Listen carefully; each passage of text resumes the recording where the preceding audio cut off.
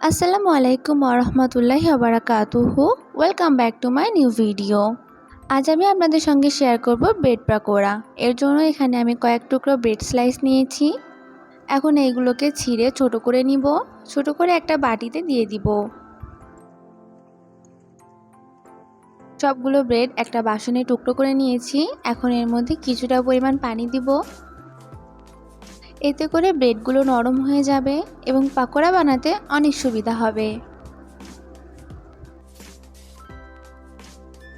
এখন একটা বোল নিয়েছি, এর মধ্যে দিব 1 কাপ পরিমাণ পেঁয়াজ কুচি, দিব 2 টেবিল চামচ মতো কাঁচামরিচ কুচি, 3 টেবিল চামচ বেসন, পরিমাণ মতো লবণ,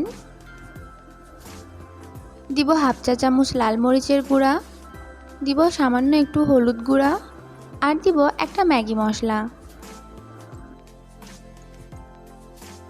এখন দিব আগে থেকে ভিজিয়ে রাখা ব্রেডগুলা,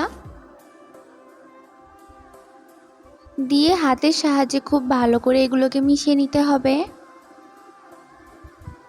এই ব্রেড পাকোড়াগুলো তৈরি করতে খুব বেশি সময় লাগে না আর খুব বেশি মশলারও প্রয়োজন হয় না। খুব সহজে এই পাকোড়াগুলো যখন তখন তৈরি করে নেওয়া যায়।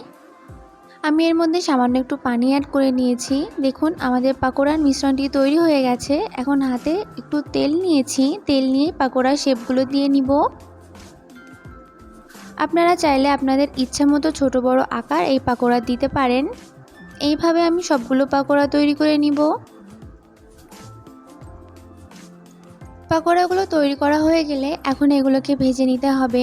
মিডিয়াম হাই হিটে তেল গরম করে নিয়েছি এবং সবগুলো পাকোড়া এর মধ্যে দিয়ে ভেজে নিব।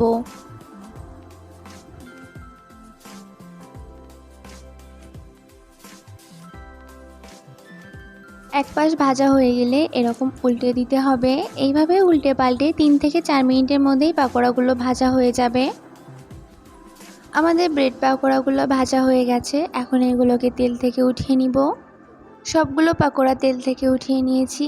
পাকোড়াগুলো দেখতে যেমন সুন্দর হয়েছে, খেতেও মাশাআল্লাহ অনেক বেশি মজাদার হয়েছে আর তৈরি করাও অনেক বেশি সহজ। আশা করি আমার আজকের এই ভিডিওটি আপনাদের কাছে ভালো লেগেছে। দেখা হবে নতুন আরেকটি ভিডিওতে। আল্লাহ হাফেজ।